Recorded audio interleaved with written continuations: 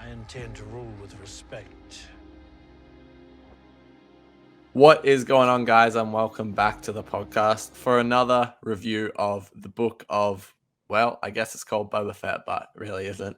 Anyway, the Book of Boba Fett, Chapter 6, From the Desert Comes a Stranger, directed by Dave Filoni.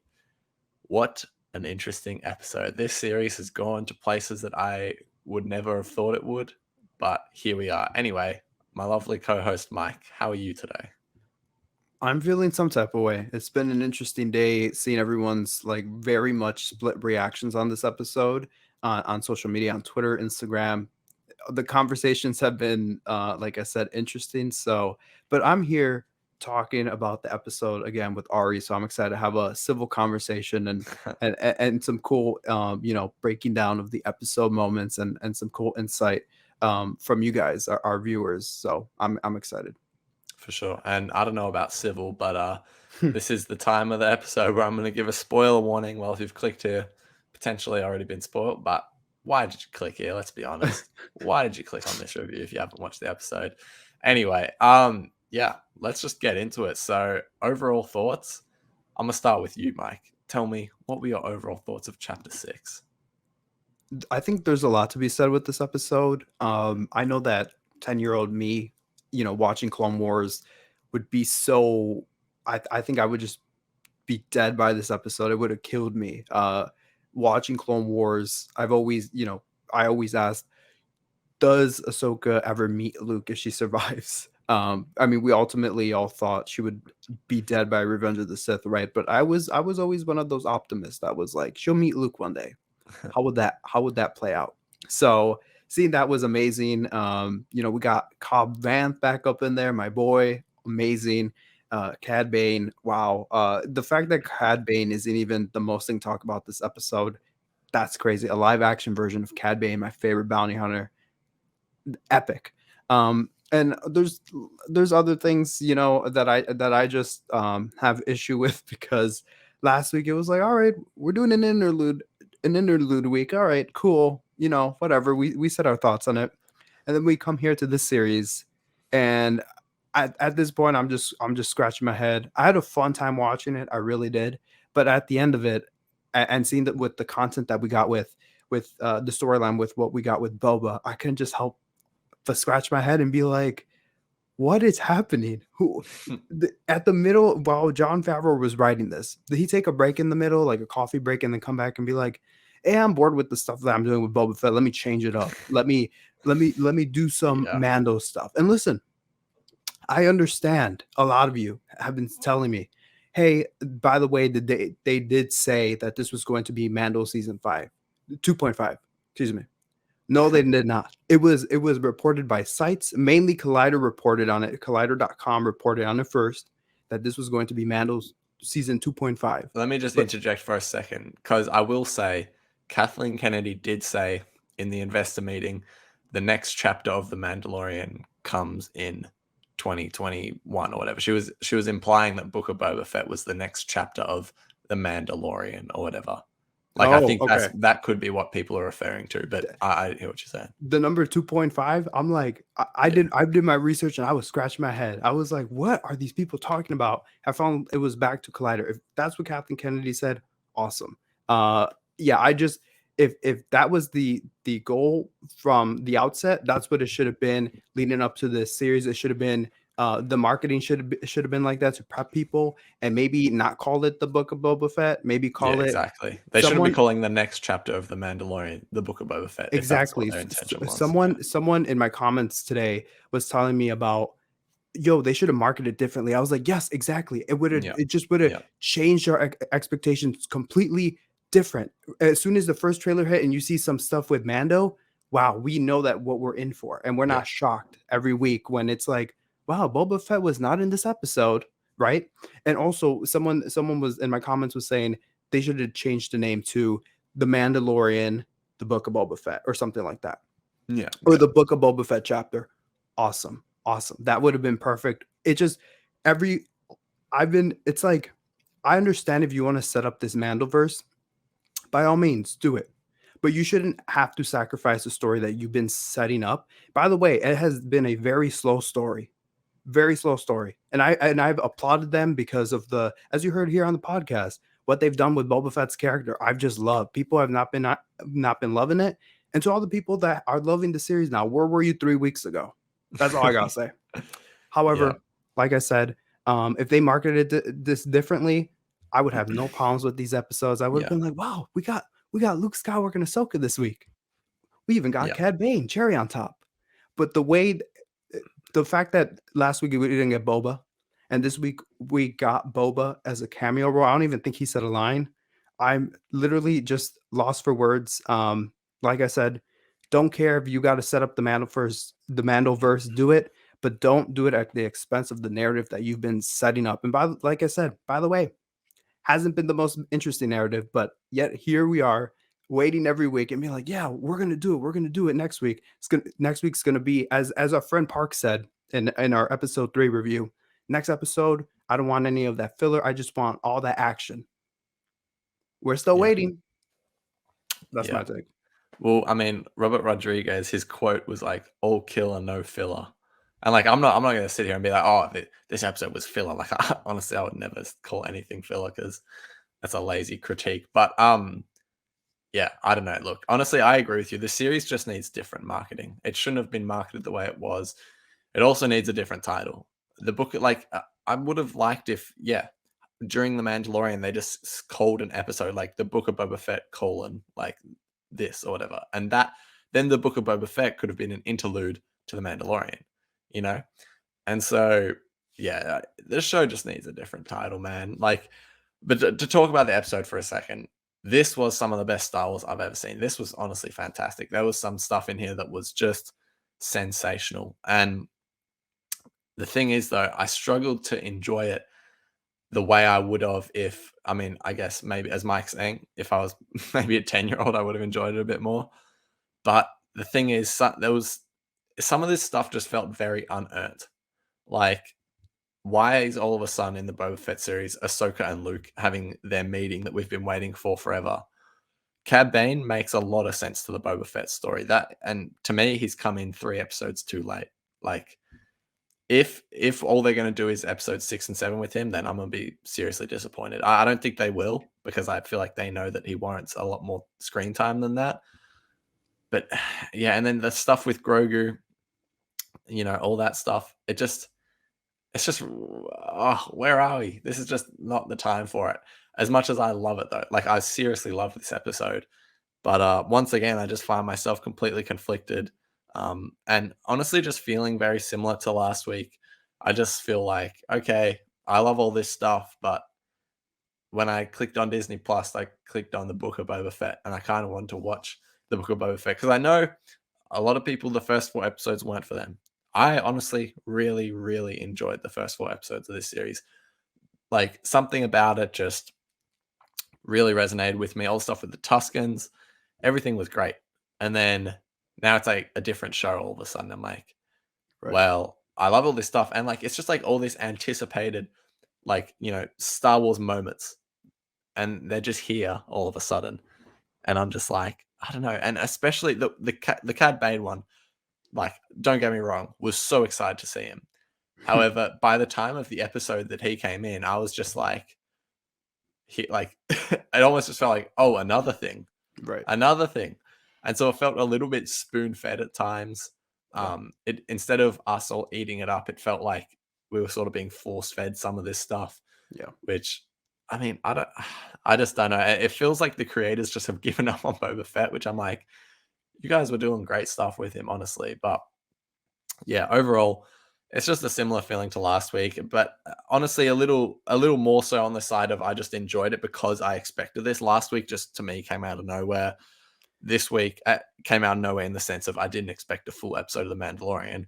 This week, I sort of was like, okay, Din's going to go find Grogu. If he sees Grogu, Luke's probably going to be there. I definitely didn't expect to see Ahsoka. That was a surprise, and we'll talk about her a bit. But honestly, Rosario was fantastic in this episode. But by the way, anyway, just really quick, by the way, to our listeners, I don't want to make it sound like we're ungrateful. I'm freaking grateful I got to see this stuff. Like I said, Ahsoka and Luke, that was amazing together.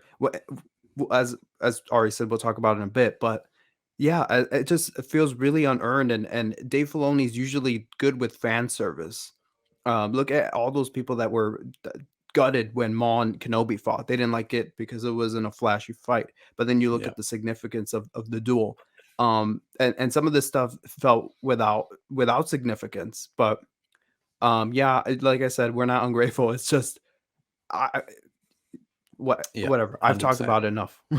Yeah, no, you're right. And like just for example though, I mean honestly we'll touch on it later, but the Ahsoka and Luke stuff, that to me was somewhat disappointing in the sense that I was like, you're just gonna like imply that they met, like, because I don't know about everyone else, but for me, I'm like, would be one of the most like, huge moments.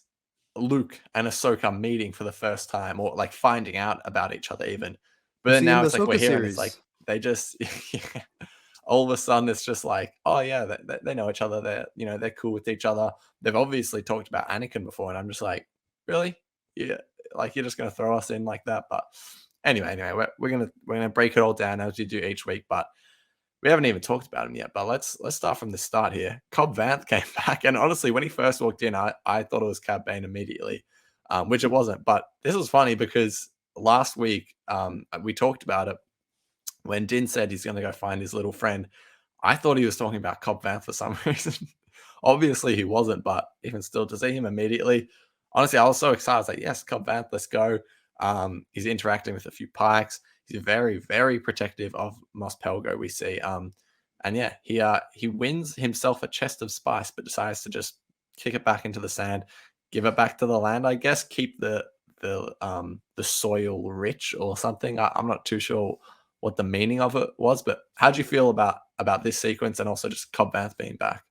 Cobb Vanth. I felt like, to what you were saying about Cad Bane, I felt like we should have seen him already in the series. See how he connects to Boba's story and stuff. Maybe even Boba just spectating him in one of the flashbacks. Flashbacks, wow, so long ago. But Remember when they existed? you remember. Yeah, But yeah, it's fine.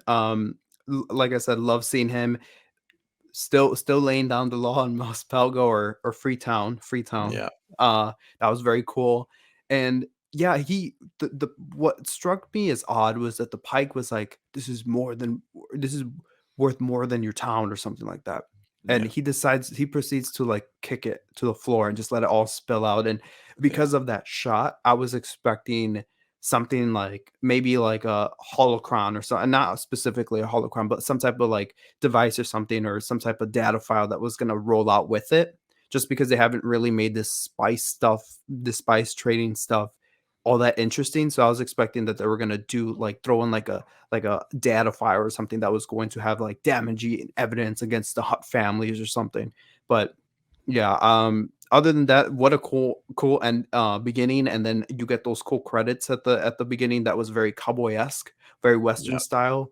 So yeah. I love that. And Ari and I were talking about how much we love Cobb Vanth. So Ari, Cobb Vanth, did he do it for you or not? Yeah, no, I was so keen to see him again. So, but honestly, it's like it's just by the time this episode finished, I just forgot he was even in it. Like, Literally. Yeah. So much honestly, but happened. yeah. But we do see the Tyler episode, From the Desert Comes a Stranger, and honestly, that's a pretty sick title. I'm not gonna lie. Took us about 30 minutes to figure out what that actually meant. But yeah, after that, Din goes to visit Grogu. So yeah, I mean, I guess as soon as we saw that N1 starfighter coming up on a planet that wasn't Tatooine, seemed to make a lot of sense that Din was seeing Grogu. But yeah, he's on some planet. What is the planet? I must say, when I saw it, it looked a lot like the one from Jedi Academy in those Jedi Knight games. However, that planet I was researching last night was actually just Yavin. So I guess it's not that. But cool nod if that's what it was. But yeah, Din's greeted by R2. And then we see all these little androids. They're sort of like building a school for the Jedi. Joda, what am I saying? Ahsoka sort of mentions. So, but yeah, Din has trouble finding anyone. R2 shuts down. But then as he's resting on the bench, the little androids made for him, Ahsoka Tano appears. And that was the biggest shock of all. Cobb Vanth I saw coming, Luke, Grogu, Cad Bane, everyone I saw coming, but Ahsoka Yeah, that was came out of shocking. nowhere to me. That was shocking. What are your thoughts on this? Shocking. it was cool to have her back. I mean, I was like, oh crap, and I'm like, wait, if Ahsoka's here, that means we're not gonna wait. Did we had seen Luke already, right? By the time we had seen Luke already by the time we got to Ahsoka. No, what was that sequence? We had. Yeah, we had. Okay, Yeah. but when Ahsoka appeared, I'm like, wait, she is in the same location as Yeah. Luke at the same time. Yeah. Holy cow! So I was like getting giddy, like trying to see what that would play out, but yeah, it was she was just like watching him sleep or something, and I love that like R2 shut down, and I'm like, what's going on here? But I was like, oh, he's gonna make Mando wait. All right, cool. Yeah. But yeah, Ahsoka, she very interesting. I felt like almost as she was out of character. I don't know if I really liked her character in this episode. Loved her significant change in the Mandalorian episode, just because it's like I want to find out how the fight with Vader affected her, because she disappeared, right? So it's in the Rebel series, she didn't come back. So it's even though she could have, Ezra was like when they were splitting up in the world between worlds, he's like, "Come and find me." And she's like, "I will, I promise." And obviously that was some foreshadowing, but that's Ezra was talking about. Come fix the timeline. Come find me. It'll be all okay when I get out. Nothing happened. So what affected her? I want to find out the story, and obviously we will in the Ahsoka series. But here, I don't know. She just felt like very different from even her last appearance in live action. And I mean, who wouldn't be happy if you're around Luke Skywalker and Grogu? Come on. But she just seemed weird. But I did like that she was playing the mentor in this. You could kind of see her guiding Luke and stuff. So appreciated her encounter with Mando. It felt like a homecoming, and it felt like we're back in season 2 once again. I really dug her appearance. Yeah, you did just remind me, actually, the music in this episode took me back to Mando season 2. It was like I was back in it, and which I honestly did appreciate. Like the music for Mandalorian is top notch. So top-notch. I will say Ahsoka, I honestly disagree. She was the highlight of this episode for me. Really? I thought Rosario was fantastic. And honestly, it just felt to me so much like an older Ahsoka. I was like, this is great. I loved seeing that she almost was like higher on the hierarchy to Luke. Like, I don't know why. Like, obviously you would just assume that, but seeing it play out, I don't know, something about it. But the one thing I'm curious of, well, obviously the implication that her and Luke I talked about before kind of annoys me, but the thing that's interesting to me is I kind of assumed straight after that episode of The Mandalorian, she went and met with Sabine in what we saw in the epilogue in Rebels. So now I'm sort of like, how long is it taking for that to actually have happened, And that now I'm thinking, did that already happen? I'm sort of confused, to be honest. Like, because for me, I don't know if all the listeners know this, but my favorite character in all of Star Wars is Ezra Bridger. So for me, that's like probably my most anticipated story at the moment is the search for Ezra. So the whole time I was sort of thinking like, drop something about Ezra, maybe give us a little tease. But then I was sort of like, I don't know if you even want to at this stage. There's so much going on. I don't know if Ezra needs to like get mentioned here or whatever. However, I'm just very curious how it's all going to unfold, why it's taking Ahsoka so long to find him, how that's going on. Anyway, also I got to say, Ahsoka and R2 on screen together, no one seems to have talked about that, but that was adorable. And I didn't notice R2 until my did second his little watch. shake. Yeah, exactly. Same. I didn't notice until because there's so much going on that, as you said, didn't expect Ahsoka to be in here. So when I was rewatching it, I was like, wait a minute, they have a little moment where she like puts her hand on there, and I was like, oh my gosh, I could imagine the Instagram community already making all those parallel posts and stuff like that. And very, very, very, very touching. For sure. And she even says, I'm an old friend of the family, which I don't know. It felt a little like, God, look, it's Ahsoka from the Clone Wars. And remember Anakin used to be like, I sort of just say, but no, it was nice nonetheless. I love that. Actually, I'll take you up on that. I actually really dug that line. I loved it. Like, I'm a friend of the family, and there's a line in there that we'll touch on that just didn't work for me, but that one definitely did. I was like, oh man, that hit right. That pulled right the heartstrings.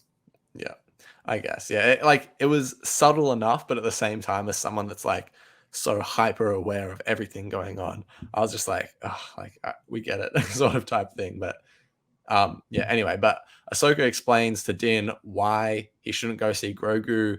She even says Grogu misses you a great deal. I guess, some Force stuff going on there. And then Din just gives Ahsoka the gift he had to Grogu to pass along. And yeah, I liked this sort of I don't know, it was almost like a lesson on attachment that we were getting here. Like, which is sort of interesting to me. Like, I'm kind of curious how Ahsoka, because she's made it very clear I'm no Jedi, but she still seems to be very strong on like don't get too attached to Grogu, all Right. this sort of stuff. So I don't know. Right. What are your thoughts on that? Like I said, the both of these, I'll be nice. The both of these characters, Luke and Ahsoka, felt so out of touch. Even Ahsoka. I mean, like I said, different Ahsoka that we meet in the Jedi of the Mandalorian series, but here she just felt so different. And I know the creator's writing her, Dave Filoni, but like, or co-creator, but for some reason it was like their unwillingness to like it's just the journey that these two characters have been on, Luke and Ahsoka, like two of the most compassionate people that would do anything, would go the extra meter for their loved ones, right? You saw how Ahsoka was with Bo-Katan in the Clone Wars finale and pushing the envelope of no, like that's why you're always playing politics to Obi-Wan. Like we have to help these people, or if Yeah. not, Maul's gonna escape again. Like, Yeah. or when so I don't know, like there was just so much of that. I'm just like, dude, just let Mando go and see Grogu. What like I said, if it was somebody else, if maybe if they were in a different point in their lives, I would kind of be like, all right, that makes sense. But like you said, Ahsoka is no longer a Jedi. Like, what is she doing with all this attachment stuff? I don't know. It felt jarring to me. Just how empty these characters felt. Yeah. Usually Ahsoka's the very compassionate one that was like, I mean, I did love how she was guiding Luke and being like, trust your instincts. Like I told you, these two have a strong bond. But Yeah. yeah, it was just a lack of empathy from both of them that just had me like, huh? You're Yeah. not gonna I get. let Yeah. Yeah. Yeah. So Let me say it this. was Let a me little say weird. this. I think the thing I appreciated about it was, to me, I was sort of reading it as Ahsoka is viewing Din as Grogu's father, I feel like.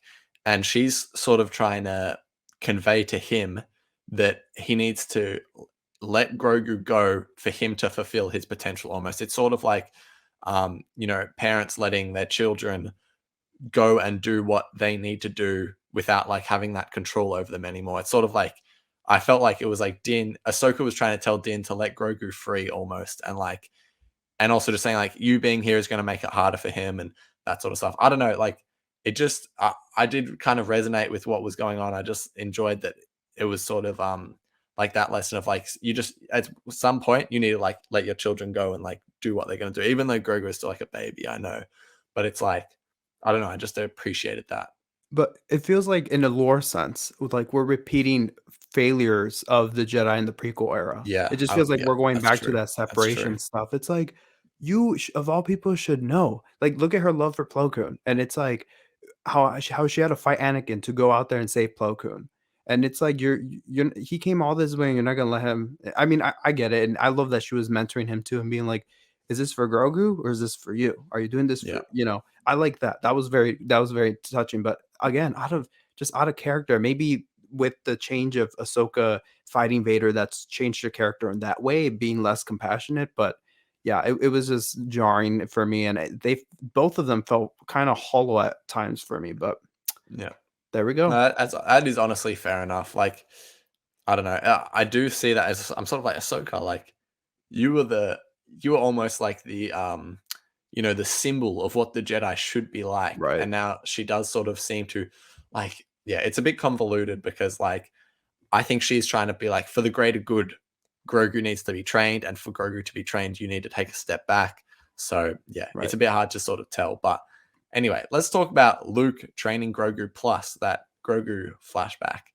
That was something. Anyway, so that we first see them, they're meditating together, and let's just say for a second, Luke's CGI looked 1,000 times better than it did in the Mandalorian. Thank Chef's God for kiss. that, and congratulations to them, honestly, because that was pretty messy what we saw in Mando season 2, but As that I told was you, Ari, huge as I told you improvement. yesterday, I was like, listen, they knew they upgraded their technology. They knew they upgraded how they knew how perfect Luke looked in this. Where Yeah, they were just here's the thing: when you do when you do like CGI stuff like that, it's much easier to do in the dark where you can hide all your flaws. But when you're doing it in light with exposure, you see all the flaws. yeah, So the fact that they were out there on a sunny day on that planet, the exposure was at its peak, right? He looked flawless, flawless. So I felt at times they were just trolling us and being like, haha, remember all those articles and yeah, all those tabloid articles and remember all the criticism saying that he looked like a Snapchat filter. Well, guess what? Look at what the yeah. team has come Look at up with. this. Yeah, He looked flawless. He looked yeah. flawless. Absolutely. I will say also Mark Hamill. I assume he was voicing. His name was in the credits. Such a good job. Like he sounded fantastic. And the only critique I'd have of the CGI was it felt a little restricting at times in terms of like the acting couldn't go too far, or No, else like right. it couldn't do any like sort of big like facial expressions or whatever it was, because that might push the CGI a bit too far. But yeah, honestly, props to them. But anyway, Grogu and Luke go for a walk, and Luke's like pushing Grogu with the Force to like so that he can keep up with them. I thought that was cute. And Luke even mentions Yoda to Grogu, saying that you know he reminds him of him and all that sort of stuff. And then he's like sort of talking about his people and being like, Where are your people?" And I thought we were going to get some like Yoda species lore here, but no, we get a flashback to Grogu in the Jedi Temple during Order 66 with 501st clones, which was awesome, by the way. But yeah, and he just watches 3 Jedi die. So I don't know. What were your thoughts on this? This even for some reason it made this flashback sequence made me even more mad because it's like you have clone troopers in here voiced by Tamora Morrison. We could have easily Yeah, connected this to Boba's story. yeah, Anyways, um, sure. yeah, it was very cool. I did not expect it. Um, I will say, it looked for a second. I thought it was like a fan film, just because I'm so used to seeing like CGI clone troopers and not so much like actual costume ones. Just Yeah, right. just by going in the prequels, like they had made no physical outfits for them, so it was nice to see actual fits made. So we're gonna see them in the Kenobi series maybe, but Yeah. because yeah, all these shows borrow each other's costumes and stuff. How many times have we seen that green Rhodian? Anyways, or Yeah. orange from Solo, but Sometimes the shows even borrow each other's episodes. Um, that's a good one. Yeah. So I don't know who these Jedi were. I thought one of them was Sin Dralig, who we saw in Clone Wars, but I'm like, oh wait, he gets killed by Anakin in one of the holograms in Revenge of the Sith, so it can't yeah. be him. But yeah, it maybe we might see more of these flashbacks in the future, just because it seemed like we just got like the first bit, and it's going to be it's like the first part in a series of flashbacks. I hope it is, honestly. Well, I mean, you went through all the effort to, make clone trooper costumes and such. So it's like, well, Yeah. might as well give us the whole rundown sequence. But Ari, Mm. to go back to something you were mentioning earlier about Luke talking about Yoda, and that's how they get into the flashback kind of. It's like you remind me of an old friend, and it's like you would think that this conversation would have been had already because Yeah. Grogu has been with Yeah. It would have been one of the first things. So that was jarring, and how you were saying that we didn't get to see Luke and Ahsoka, their initial Yeah. meetup. Yeah, like I'm Well, I'm with you also, on that. it's like, okay, I'm sorry, but the phrasing of what Luke said was just off to me. It's like, you remind me. It's like, no, Yeah, it's like clearly he should be like, oh my God, yeah, another species like Yoda. I've exactly, only seen one. It shouldn't be exactly. like, you look a lot like Yoda. Like, I Right, don't know. right. That felt a little off to me. But um, I did like, also, Luke a few times in this episode sort of refers to Yoda, obviously in a big way at the end, but Yeah, and I did appreciate him. Like it felt almost like full circle, him getting the lessons from Yoda and giving them to Grogu, who's like the same species and like you're right. That was the all that symbolic. sort of stuff. So not even just the species, but just like the student has become the master almost. I just Yeah. appreciated that. But yeah, Luke says, "I will teach you to protect yourself." So this whole sort of episode, he's like really harping on about how like I guess he really wants Grogu to become like a Jedi and whatnot. Which I mean is fair enough, but like, yeah, Grogu actually sees Din's N1 fly away while he's in Luke's backpack, which was adorable. But yeah, I wonder if Grogu like felt Din's presence or something, and maybe that's why he kind of seemed a bit down in that training I think it did. sequence. Yeah, I Yeah, think it did. I think it did. Man, I kind of like. Here, I'll say this. I was so hesitant about seeing Luke in this series. yeah, But and Grogu too. I'm like, do not show us that. Do not like. I'm not here for that right now. Do that in a year and we'll talk, right?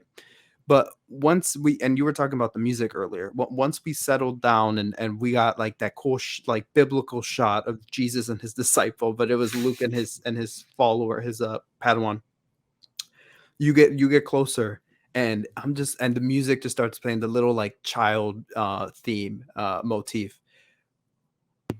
It just drew me back. I yeah, couldn't feel like help but feel like I was enthralled back into the story, and I was like, forget what I was talking about on my Instagram story minutes ago. I'm yeah, all in. Like, give me this. I felt so at peace. That was marvelous. And you brought up Yoda or baby Grogu in Luke's backpack. Cute stuff. The way he was like jumping over the pond, like that was super cool. And I saw that Dave Filoni took some inspiration from Ryan Johnson, and having these cool looking shots of the location of the environment yeah, while stuff was happening. I'm like, this feels like Last Jedi to me. Like, how freaking cool. Same with that temple, looking just like it those huts on Octo. yeah, Yeah, it felt very connected to all Star Wars, Clone Wars, Rebels, sequel trilogy, originals, prequels. Like, everything just felt all together on one planet. So yeah, yeah, really really moving stuff with some of the Luke stuff. I do feel I I really want them to cast an actor, because as great as the CGI is, some of the lines, as you were talking about, just fall flat and just feel yeah. very one tone, and it Yeah, he just can't. feels He does only have one tone in this one show. tone. He could Yeah, he you're could right. sound That's it's so because they true. use a computer, don't they? Don't they use some type of algorithm to do the voice? They like feed all I this don't know stuff about the into it. voice, but yeah, I know They with that's what they do with the face. But yeah, they do that with the voice too. I saw. yeah, They right. released a gallery episode, but Yeah, besides the point, yeah, I really Luke Battlefront stuff is amazing. Post Return of the Jedi Luke stuff, like that is like top yeah, tier. And this stuff, it kind of like it just I'm like, damn, this entire time I was thinking back to that game and being like, the game really did Luke better than this. I don't know. I felt like we were retreading on some lessons and some things that we yeah. all know, how you were saying about like, yeah, we know about Ahsoka being a friend of He the even family. says like, "Don't try, do" at one Right. stage, and it's I like, just felt yeah, like, oh, like, man, we already went through all this stuff. So I felt maybe someone got something out of it, but for me, I was like trying to listen to stuff that I would pick up on, because people like ragged on the Luke and Yoda scene in Last Jedi and being like, there's nothing to learn from this, and you could pull all the quotes from that every day, all day. But from yeah, here, I was like, if I pulled a quote, I was like, attachments. I already know stuff about that. I yeah, usually yeah, feel when we meet characters like Luke, especially if he's in the master role, we learn something new from them. So I feel like same with Yoda. Like, you think in by Last Jedi, it's Luke will learn a lot. Yoda's still dropping knowledge on us. So I felt like Luke was gonna do something like that, but I was like, yeah, we know this stuff, but it's still cool seeing Luke become that teacher and that mentor to not only, well, yeah, he's learning because Ahsoka's there, like kind of guiding him and stuff. So, yeah. yeah, cool stuff. Yeah, I will say, as you said with some of the Last Jedi connections, I'm very curious to see if the temple Luke's building right now is the one that Ben tears down and destroys that we see in the flashbacks in Last Jedi. That would be interesting. Um, Interesting. Also, something with I will say, my brother actually said this yesterday when we were watching the episode. It felt like they were with all the Luke and Grogu stuff, with what we found out at the end, with Grogu having to pick the Jedi or Mandalorian, which we'll touch on. He it was almost like they know that Grogu's going to pick the Mandalorian thing, so they wanted to all like the cool Jedi stuff in this episode, like Grogu doing flips, Grogu in the backpack, talking to Luke about Yoda. Like they almost want to like do that all now because they know it's going to be like the last time Grogu and Luke are like together or something. And it, like, did you feel like that? It's like, come on, all that stuff that we got to do, like them meditating together, put it in this, like. I didn't feel that, but that's a really good point. Now I'm gonna watch the episode differently. Yeah, shout out to Jasper on that one though. Shout out to Jasper, as we say. But also when Luke has Grogu in the backpack and he says through the Force, he says, look, the wide world exists in balance, and they're like looking out to this sunset. It felt so much like Simba and Mufasa in The Lion King, saying like, look at everything is your kingdom. I'm just completely butchered those quotes, but even still, I was like, damn, loving this vibe. And I was getting emotional, and then they were playing the twin sun like motif, and I was like, right. Yeah, that was cool. Let's go. But Luke does say like through the Force you'll find balance, all this stuff. It, as I say, really harping on like, come on, Grogu, like become a Jedi. We need you. But also Luke does do his little lightsaber formation practice in front of Grogu, which was cool. Kind of cool seeing him do that. And then also Grogu using the training remote. As I say, I think they were just trying to get all that cool stuff in there.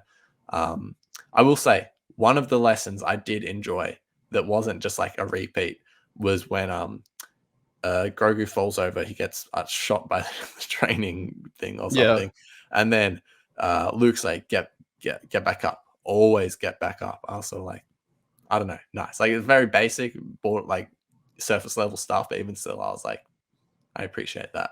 It has to be basic because if you try to be too deep with it, it's just gonna be that same tone. So yeah, you can't really. It's just gonna be like, okay, that was awkward, but I'll take the advice. So, but yeah. So anyway, as Grogu starts to master what he's being taught, as we say, Luke and Ahsoka on screen together. Who would have thought that this was going to happen, 10 years ago, let alone in a Boba Fett series? Like, what? Crazy. I'm sorry, what? I was waiting for the frame to happen, and I'm like, if it's even going to happen. And when they have that interaction, I was almost a mess. I was going crazy. Like I said, that was everything. 10-year-old me was like, I wonder if Ahsoka ever meets Luke, if she even survives. And to see that happen, them just talking, and that was who was cutting up some onions in my room yesterday, because I was just like, no way this was happening. I was in shock too. And that was everything. Yeah. And I think you referred to this earlier in the episode, but Ahsoka does say to Luke, so much like your father. Yeah, that's the one. Yeah. Tell me your thoughts. I mean, I was expecting it, but just there is something about the dialogue in this episode. I feel like Dave Filoni and live action dialogue do not match. There's so many odd moments in the Jedi episode of The Mandalorian where I'm like, what? Especially with Mando and that guard. I'm like, what is this? Whatever. So this was one of those lines where I'm like, okay, I guess I'll take it. It's very, very subpar. And listen, I'm not some Shakespearean or something, but geez, just as Ari was saying, some of the stuff just sounds really basic and just subpar, and it was just very. I was like, okay, we were expecting something like that, but if you just want to like hit the bullet point and move on, fine. If you want to hit the checkbox of them talking, fine. So, but yeah, I was expecting more from that, but I was like, yeah, I'll take it. Yeah. And even she says another one that's like, sometimes the student guides the master. And I was like, oh, I wonder what she's referring to. Like, right. It's just that sort of like, it's like that wink, wink, nudge, nudge type thing that's like just so obvious. It's like playing the Mandalorian's theme, being like, is that the Mandalorian? Like, obviously, like that was what they were trying to do in that certain sequence, but like in this, I was like, I don't know. And also, Luke does say it's more like he's remembering than I'm actually teaching him anything. Yeah. So I'm curious back when he was in the temple, was he like at like some like 30-year-old like super good Jedi, or not even like 25-year-old? Was he really well trained in the Force by that age? Like, I'm curious. What do you think? Yeah, I mean, they've alluded to some things again to that in the Jedi episode, not the last Jedi, in the Jedi episode of The Mandalorian. There was some that he was trying to like reconnect with the Force or something like that. Yeah. Yeah, so there's definitely, it just added more into like the speculating box of like what happened, what severed his connection to the Force, like what affected his memory. So I feel like, again, in that flashback they were teasing what's to come, so we're gonna see what happened to Grogu and stuff like that.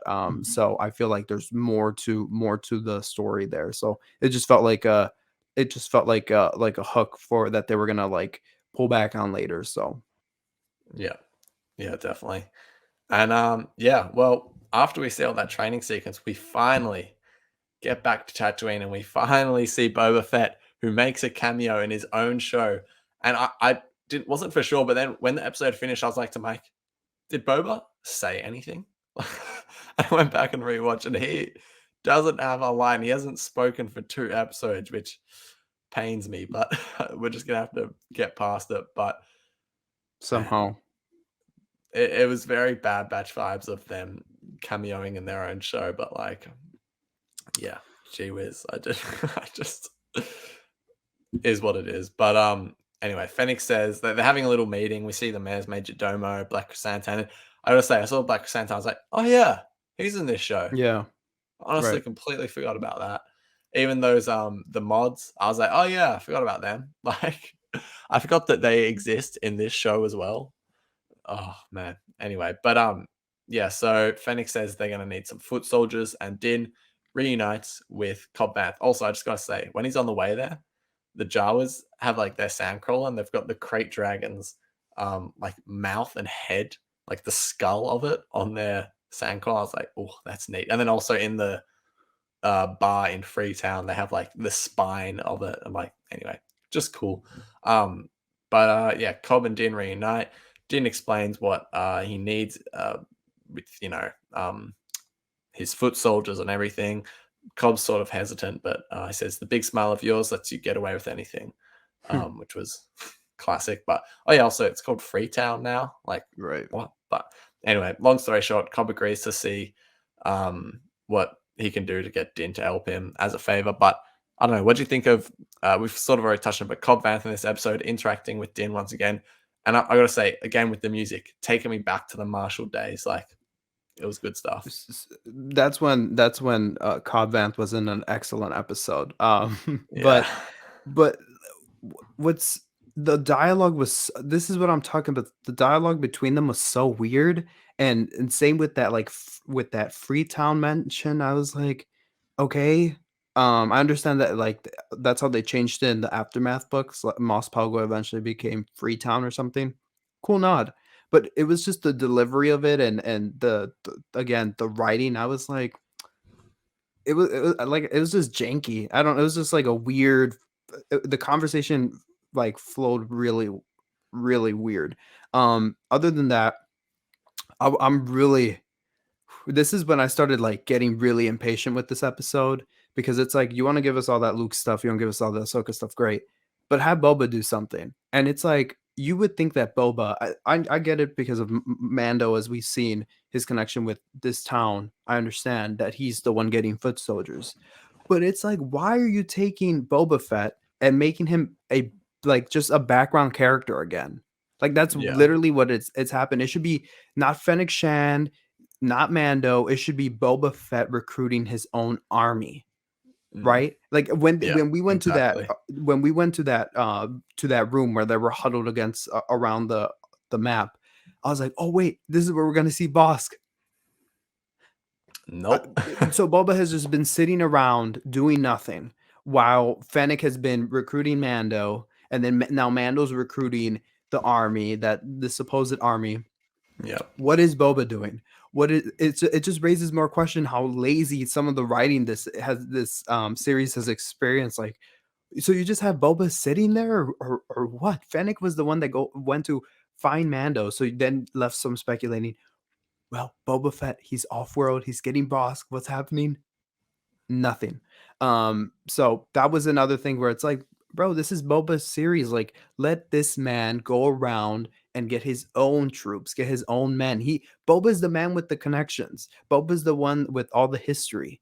And so it just came. I'm like, man, just I got mad. I was like, man, just change the title for frick's sake. But yeah, it felt cool though exploring Mando's old connection and seeing Cobb Vanth though. Obviously, it just felt Marshall vibes, and yeah, that's my spiel on that part. Yeah, no, I mean, fair enough. Honestly, I agree with most of it. It's like, yeah, why is Din getting Boba Fett's army for him? Like, I understand that like Din has the connection, but even still, it's like because Cobb even says like, why should I care about this Boba Fett guy? It's like, why did Right. Boba not just go and like explain it as well? Like, Right. so He's just bizarre to sitting me. in his robe. I'm telling you, sitting in his robe in his palace. No different than Yeah, Jabba the Hutt. yeah. I mean, you're not wrong, but anyway, then something huge happens. We see a silhouette in the distance, and I think immediately you see that broad hat, and yeah, Cad Bane is in live action, and wow. This was something. This was something all right. I gotta say, he looked and sounded incredible. This was one of the best animation to live actions we've had. Like I was like, this is flawless. He looks fantastic. But yeah, so they have a little standoff, and Bane pretty much just says, "Stay out of it, and we'll double what Boba's paying you." Bane even says, "Boba Fett is a cold-blooded killer who worked with the Empire," which I kind of liked them finally acknowledging that, like in the comics and stuff, that is kind of what he is. And even though Bane's kind of like trying to manipulate Vanth here, it was like, I don't know, I just liked that. And then he's like, "Oh yeah, you should never have given up your armor," which I gotta say, Cobb has a moment in this episode where he's like, "Yeah, I guess we both lost something that we were fond of," or something like that. When they're talking about Grogu, he's obviously referring to the armor, which this just people have talked about Boba giving up the armor and giving it to Cobb Vanth, and I was also always sort of like, I don't know. But now I'm like, I can definitely see that happening. Anyway, but the deputy, what a silly guy, pulls the gun on Cad Bane, who shoots Cobb, which I gotta say, I'm pretty sure Cobb's alive, but then shoots the deputy like 20 times just to be like, "Yep, you're definitely dead." So, and then Bane just says, as long as the spice keeps running, everyone will be left alone. So, gotta ask Mike, what did you think of Cad Bane? Do you think Cobb Vanth's alive? Do you think Cobb Vanth's going to take Boba Fett's armor? Tell us. So, as you said earlier, this should have happened like third episode. Yeah, Literally, this could yeah, have happened third episode. it's pretty Start from overdue. then. Yeah, I would not even like Mando going and going around and collecting his foot army, but like you could have had a really cool flashback of Boba overseeing Cobb Vanth and something like that. And then you had Cad Bane entering the fray in the present day and killing Cobb Vanth, killing. But Cad Bane, he's always been my favorite bounty hunter. When everybody, this was in the early days, so we didn't have, we didn't have Din Djarin around. We didn't have, some of the cooler new bounty hunters that there are out there, like Dr. Afra. But Cad Bane has throughout the years has remained my favorite bounty hunter. So I remember back in the day, I would be like, man, and it was a very unpopular opinion to say. I was like, man, F Boba Fett. It's all about Cad Bane. Like everybody would crowd around Boba Fett, and all we had was of him was his background scenes in the original trilogy and his spotlights yeah, on Attack of the Clones. But I was always, man, Cad Bane is the G. So seeing this was super surreal. As soon as he started walking from the distance, I was like, that's freaking Cad Bane. He's coming up. At first, his I love how he stood. Gosh, this is nitpicky, but I hate it. There's this shot where like you don't see anything but his mouth, and I'm like, gosh, that looks so cool.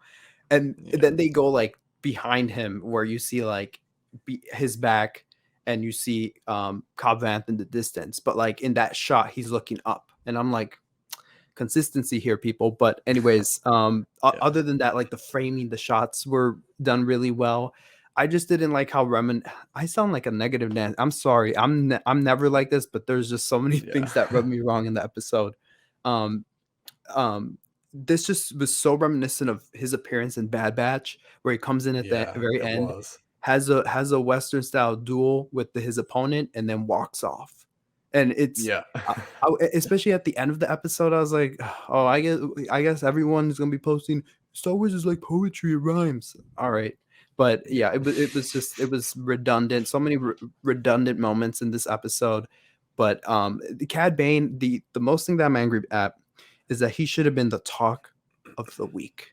Yeah. But the fact And that everyone else he's is far from it. Yeah. everyone is talking about that this show doesn't fit that the stuff happening in this show should be happening elsewhere, and Luke Skywalker, Ahsoka, and then Cad Bane is just pushed like he's one of the characters that like, wow, he made it to a TV show. This looks like a comic book character. Awesome. Yeah. And then he passes on into live action where you're just like, wow. So other than that, I love that they brought Corey Burton back to do the voice. Who For sure. He does He Count Dooku in sounded Clone Wars. so good. Yeah. He sounded so good. He sounded just like he did back in the Clone Wars days. So can't wait to see how this goes. It's a little weird that Cad Bane is like, they must be paying him really well to be with the Pikes and stuff, to be going around being like the kind of going, I don't know, the threat guy. So yeah, I'm interested what other bounty hunters they may have up their sleeves, or is it just him leading it? And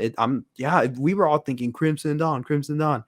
Cad Bane's over there in league with them. So like I said, as you said, this makes perfect sense because of his connection with Boba Fett and the rivalry, and Boba basically leaving him for dead. I love that. And he plays, when you call it the Book of Boba Fett, you get all of these interesting aspects to his life. This is one from the past that it's going to be that, we might see Cad Bane die in this series. We might see him die. He is exciting. 70, keep in mind. He is 70. Yeah. In Bad Batch, I thought he was old already. I'm like, dang, he's like kind of lost his touch. And here he's just still walking, parading around. So you don't know how long. He just walked through the whole sands of Tatooine to get to Mos Belgo. Like literally. I reckon he parked his speeder like, a kilometer or so back, and then for all you Americans, miles or whatever you want to say. And then was like, I want to have this cool like walk up to the town where I like looked. But But so do you think Cobb Vanth's dead? No. There was too much lingering on him where it just, and we never got a close-up shot of him, and it just felt like we were always in a wide shot, or full shot, wide shot, with, or even long shot of just like hit people around him, but we never got like an actual intimate shot with him that was like, oh shoot, he's gone. I think he's still alive. He said he's been very careful now that he lost his armor, so you never know if he has something under. That's true. I liked the just before he shoots him being like, you should never have given up your armor, implying like, I'm about to shoot you, and if you had that armor, you would like be fine. But Cad Bane told him that. Yeah. Oh dang! He must have done his research on the Marshal. Yeah, exactly. That does make me think, how did he know that? But because I wonder if there was a moment where Cad Bane like realizes that he realized Boba was eaten by the Sarlacc, and then another moment where he's like, he's alive. Like what? Gotta go get my revenge. Maybe that's why he's working for the Pikes, because he's like, well, if Boba's involved, I want to get my revenge on that. Also, this does make me think he definitely could have been the person that killed the Tuskens. I think. Ooh. Yeah. And that would just like, that'd be so nice. I would eat that up. Bro, I said on Instagram, controversially, I said, so the episodes at the beginning are starting to feel like they're not going to matter. If they type that back up with the Tuskens and Bane killing them, that would be epic. And I probably retract that statement. Yeah. And maybe not. Also, do you feel like do you feel like my theory about the armor, well, not my theory, the theory that I'm jumping on board with about the armor could come true with Boba giving it up to Cobb? I don't think that's gonna happen. I think it would be cool though, and like Cobb could become like the marshal of all of Tatooine or something, and make sure like something like the Pikes never happens again. And because he's even saying like, you see these stripes, this means I'm the marshal. Like, I don't know, and I feel like it would be good for Boba to like, I don't know, just for him to sort of like give it up, put it to the side, and be like, that's not who I am anymore. The armor, I don't know. I guess there's the connection with Django. I know that, but then it's like, because I want to see him like move on and be able to be that guy that the Tuskens made him become, And with that armor, I just think that can never happen.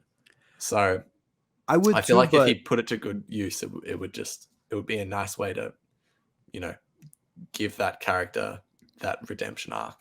I would too, but at the same time, I think he's just fought his way to this spot for so long, and we've seen it all happen for it to Yeah. just be like, well, you know what, kid, I'm gonna give it to you, or whatever the age difference is, or whoever's older. But I think too much time is Yeah. spent for. I mean, it would be kind of touching, but at the same time, just be like, you did all that to earn your spot as daimyo, whatever it's called, Yeah. just for you to throw it away to someone else. Like, okay.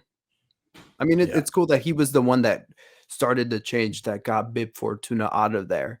That I mean, Yeah. but I think the chances are way less likely to. At first, we were like, "Are we going to see Cobb Vanth in the series? Are we going to see him in the flashbacks?" That didn't happen. I Yeah. even doubt this is going to happen. Yeah, but that's Who a knows? that's a cool I theory think it would though. be cool It's because I different. just think Boba doesn't belong as the crime boss, and I think someone like Cobb Vanth could turn like the role of crime boss into like someone who actually does good for the planet, because he seems to be doing that for Mos Pelgo and everyone loves him. So I don't know. We'll see what happens. We'll see We'll what see. happens. We'll see. But anyway, Garsa Fwip's canteen is blown up. Is she alive? Most importantly, is Max Rebo alive?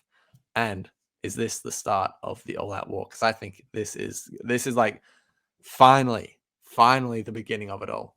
Also, Max Rebo better be alive, and I'm pretty sure he is, because I think they purposefully made sure he wasn't there. Oh, And no. Garsa, I hope she's alive too, because she's Yeah. awesome. But yeah, what do you think of this? I implore everyone to watch other series that are not Star Wars.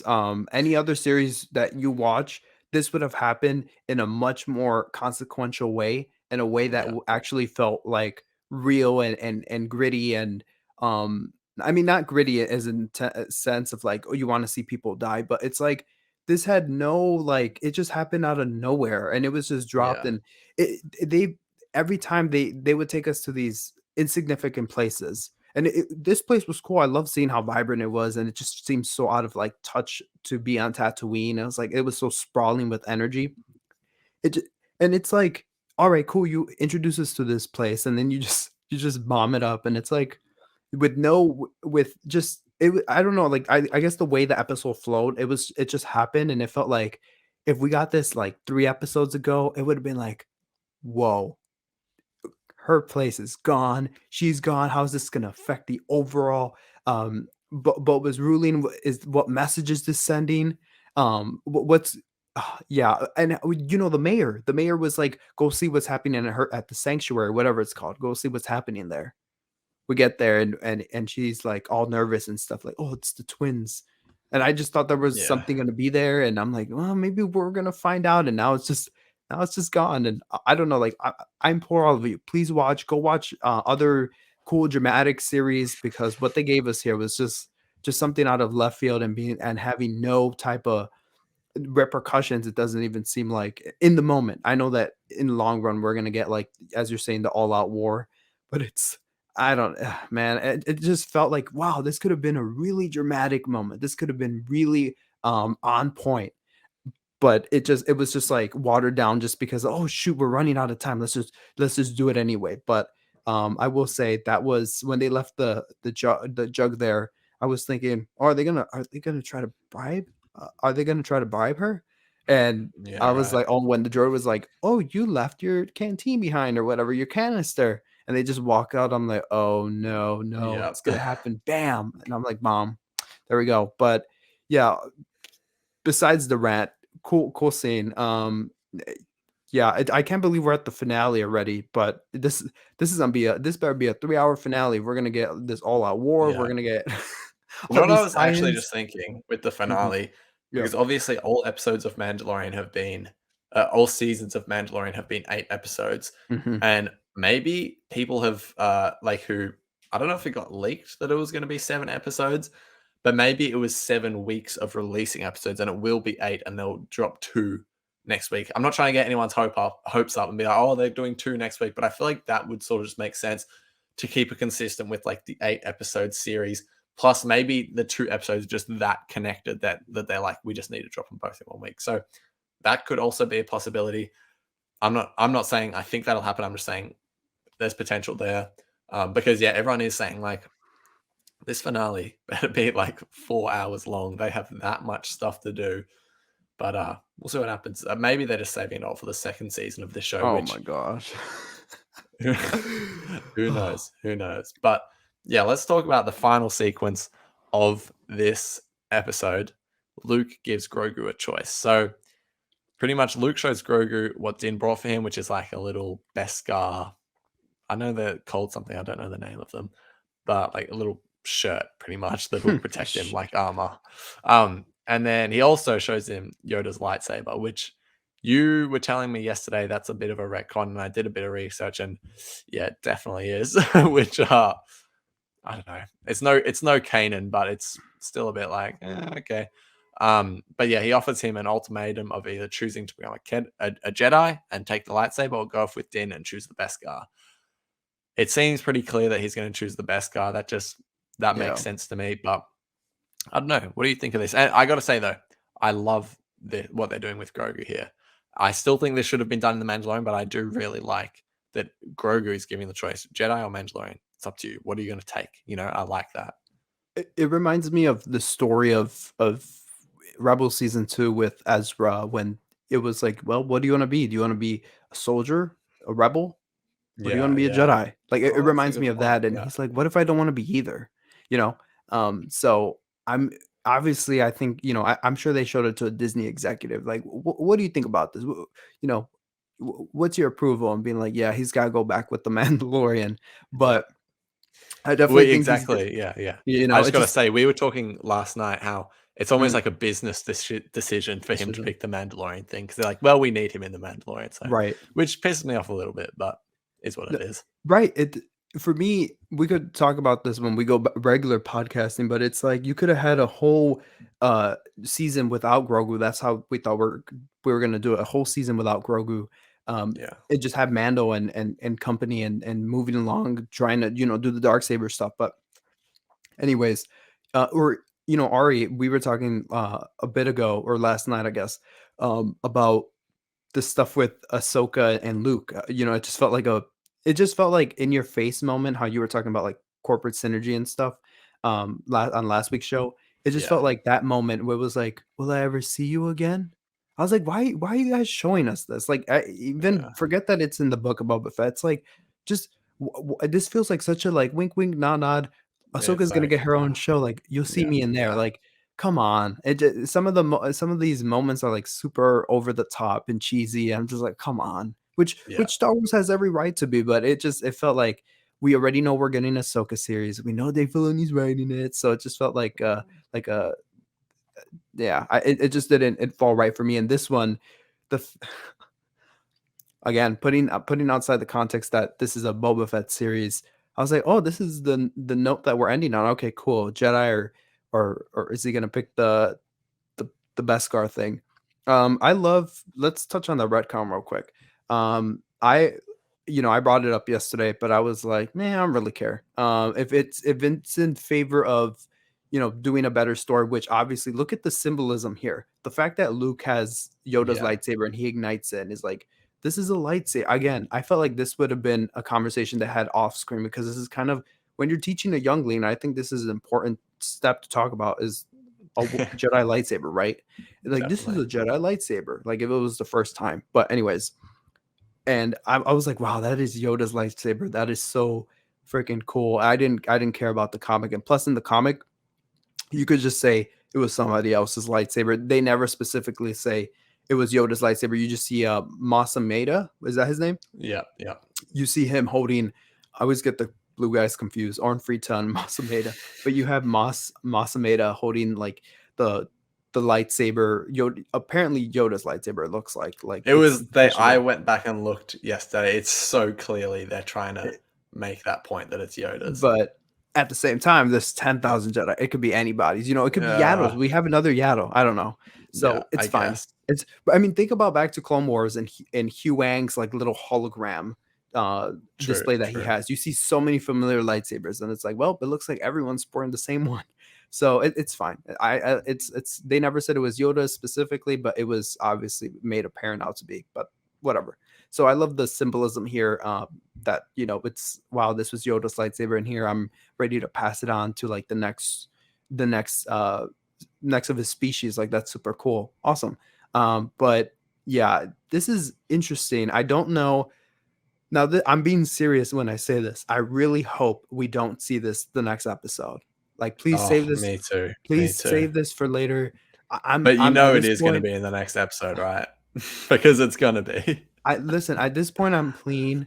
I'm pleading. Please, just wrap this up nicely so we can all look back on episodes 1, 2, 3, and 4 all fondly, and just I still trust in Favreau. I still have lots of trust in Favreau because all the episodes before 5 and this past one I really really liked. Still, I still think Mando one is really cool, but oh man, Yeah. just please save that for another time. Listen, save all the cool parts for the Mandalorian episode so we could all. If you give it, we'll talk in a year. If you give it to us in a year, I'm okay with that. But very interesting here. What's going on with Grogu? Like I said, he's going to choose Beskar. He's going to choose the Mandalorian way. But it was a funny, cool moment to me because I don't. Yeah. It was his new outfit, his new like drip, and it was like, Yeah. oh, do you want this cool weapon? It was just sorry. Here's the thing with it, though. I feel like it's the same as last week. Either way, they can't win here because if they pay it off next week, then I'm like, oh, come on. This is the Book of Boba Fett. But if they don't, then I'm like, well, then why was it ever even in the show if you're going to pay it off in another show? So it's Really like, valid point. it's just not gonna it's just not gonna go well for them. But anyway, that's the episode. As we say, I mean, for me, I really enjoy the episode. There's some such good stuff in here. But yeah, it's just the same as last week. Is this the Book of Boba Fett? That's what it says. Yeah, right. No, it's not. Like, I don't know. I'll be honest. Last week when I rewatched the Mandalorian episode, even with having that notion of, yo, this is not the time and place. When I Yeah. went back into and watched the Mandalorian episode, I was like, oh my gosh, this is like really good. We didn't need to Yeah. spend 12 minutes designing a fighter, but I still think it was really fun. When I rewatched this, because last week's episode, I hadn't rewatched it. It was like a raw reaction to what I was experiencing after, especially a long day. I was just Yeah. cranky. This time, I rewatched it with my family, and the vibes were just off. I don't know what it was, and I was just more critical of it the second time. The first time, I was like, I don't even want to go back to Boba Fett now because you've got me invested in this Luke and Grogu story. Yeah. But then when I for was real. I rewatching felt it, that as well. yeah. But when I was rewatching it, I was like, the dialogue, the meaning of some stuff, it just, yeah, I don't know. Maybe on the third watch, I would like it a bit more. But yeah, this is I have to say this is the first episode of this series that I just do not like. I do not like at Yeah. all. So we'll Fair see. enough. We'll see. Maybe with the next episode, I'll be like, not even then. I don't know. I think this is. Listen, I don't even like the Mandalorian episode where Mando meets Fennec. What is that? Chapter 5 as well. That was Dave Filoni's second helm Uh, at directing. Yeah, he did the this first was- episode, that episode, Ahsoka and this. Yeah, This one, for some reason, I know he co-wrote this. Like, yeah, it's been reported he co-wrote it with Favreau, but there was just something off about. I don't know what. I think he like brings up these really good ideas, but it's just not executed correctly with with dialogue and some of the sequences. But I will say, when Luke was running around that marshland and hopping all over, and he hopped on like a hippo or something, I was like, we are in the Star Lion Wars King, and hippo. I love it. I loved every Yes. second of that. That was Let's super go. cool. I love those like Yeah. training montage sequences. That was really cool. But yeah, other than that, this episode, I'm tired. Give me my Boba Fett. Just give me my Boba Fett. Give me my Fennec. Yeah. It gets me even mad, Ari, at the end of the episode when it says starring Tamara Morrison, starring Ming-Na Wen. It's like, where? You should have said guest Where? appearance, Tamara Yes. Morrison. Well, at least Boba showed up this time, I will say. It's true. Baby steps. Baby steps. Baby steps. But, yeah. Well, as we say, that's the episode. Let's dive into some Q&A, I reckon. Yeah, let's dive into some Q&A. Y'all, this is the first, well, not the first, but this is sticker response that we got like the most Yeah. responses and questions to, and you guys didn't Also, we hold back. remembered to put it up a lot earlier than we usually do, so it's been Yeah. sitting there for a while. But Yeah, it's been sitting there, but we're excited since to answer. we're going to answer a lot this time, Yeah. but we're gonna do like a speed round since there's many. Let's do So it. okay, Ari, this guy T.M._askew says, following the same formula, would you want a second season of the Book of Boba Fett? What exactly do they mean? Do they mean like as in 4 episodes with Boba and then all of a sudden Right. with the man? Right. Then absolutely no. Yeah, If me neither. if they follow the formula of the first 4 episodes, they don't need to do flashbacks, but just sticking with Boba Fett, absolutely, I would want a second season. Yeah. Yeah, actually, for me, I would say yes, because this time I would know what they're going on. But Yeah. just let us know what's going on, and I'll be fine with it. If you tell us episodes 1, 2, 3, 4 are going to be concentrated on Boba Fett, 5 and 6 are going to be not so concentrated on Boba Fett and be working on the future. Yeah. Just let us know what's going on. If they say that, then yeah. But Then yeah. Before the series came out, I was like, let's have one season of really solid Boba Fett exploration, continuation. Right. That's all I wanted. But now I'm like, you guys sort of messed it up. You need to do another season. Like, yeah. Joe _salsa_25 says, so we're definitely getting a Luke and Grogu show now. Like, definitely. Do you think so? We talked about this last night, and I have a little theory. I'm going to try to keep this very brief, but pretty much there's been a rumored series called Tales of the Jedi. And I think right now, Disney / Lucasfilm are at a point where they're like, okay, Luke Skywalker sells. He is our selling point. However, Grogu is very clearly meant for the Mandalorian. I think they're aware of that. So they're going to put Grogu back in the Mandalorian. And then all of a sudden, Luke's irrelevant. He has nothing to do. So I think they are going to put him in his own series called Tales of the Jedi. This is a theory, so take this with a grain of salt. But and then that series could be animated, because I don't think they want to do a full series with Luke in CGI, if I'm honest. That would be animated. They can get Mark Hamill to do the voice.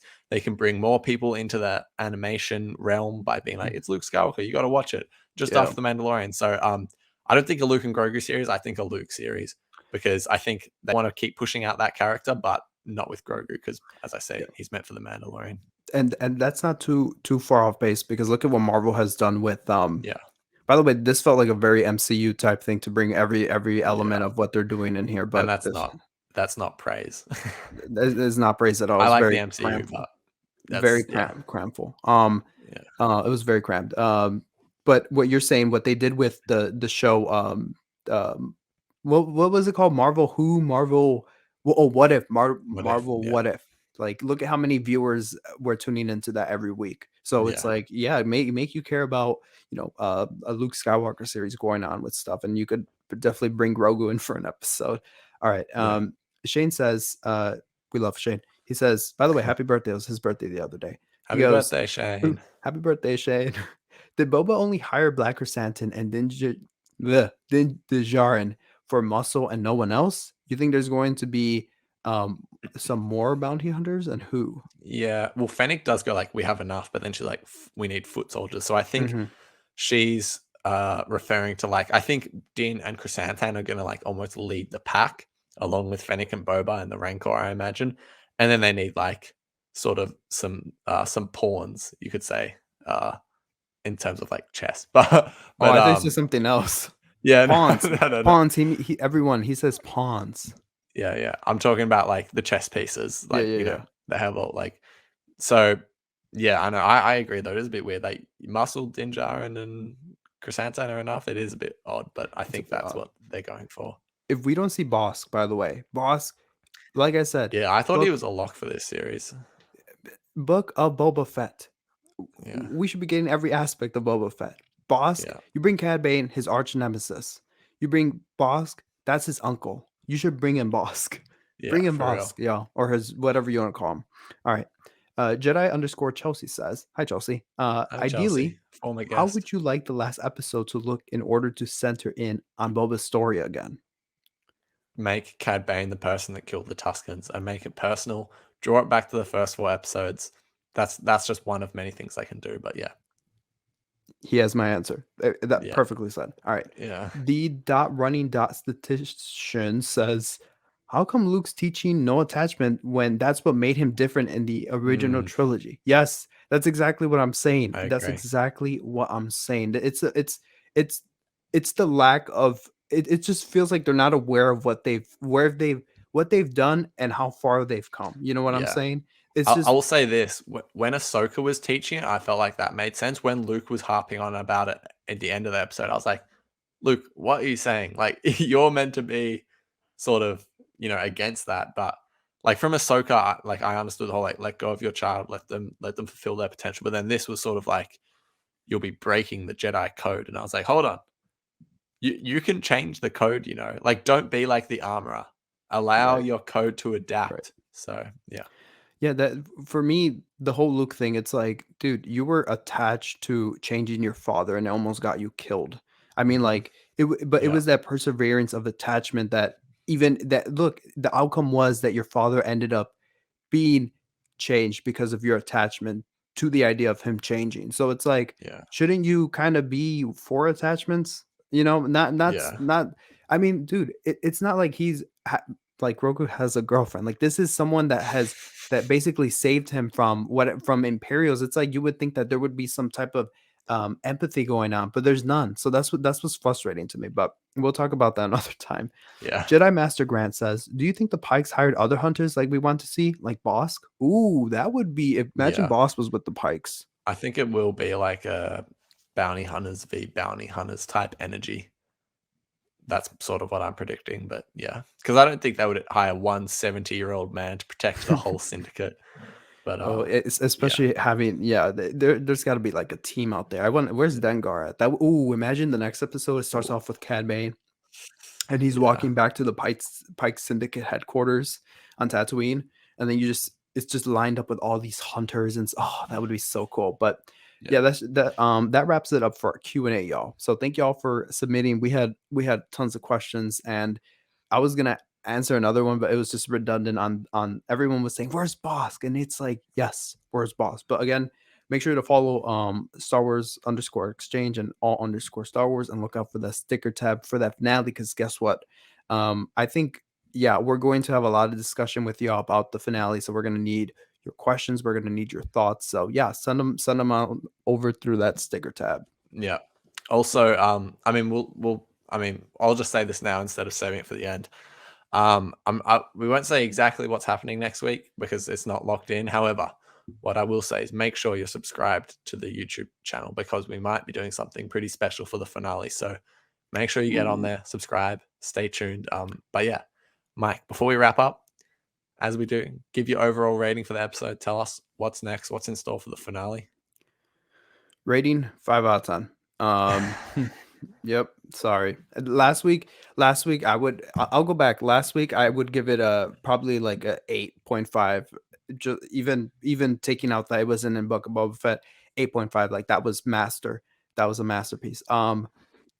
This episode 5 out of 10. Like I said, I've already harped on it a lot that about the things I didn't like, the things that just fell off. I rewatched it and it just was not there for me. It just then I hit the points, and I was talking to all my little Instagram friends, and everyone was also bringing up good points. And it was we had some good combo, and people were bringing up 2 points, and all the some of the messaging in this episode just rubbed me the wrong way. And I always feel like Star Wars is supposed to like teach you something, supposed to speak, especially when you have Dave Filoni at the helm. It's Yeah, like you expect a little yeah, bit more, even though he's still like he's getting his chopping in his chopping skills in doing live action. It's like this is your fourth time going at it. It's like I expected something different. I will say, loved all the cinematic shots that he did. I felt like I was watching some of the shots from Last Jedi, so that was a very touchful thing from his directing stuff. But yeah, overall disappointing episode.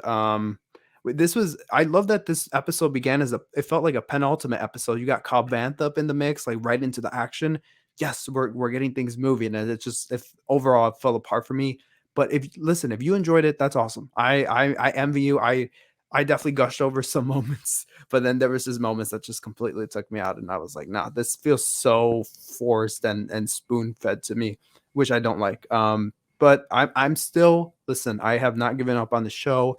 I'm hopeful that next week we get some resolution. If they want to hold off some threads for season 2, if they're even again season 2 is not confirmed, so don't bank on that. But if there's like a season 2 announcement in the finale credits, if there's like some end credit scene, and they're like Crimson Dawn is back or something, or like a larger presence looms, that I'm excited for that. I want something confirming that Book of Boba season 2 is happening, just because I felt like this one was so hit or miss at points.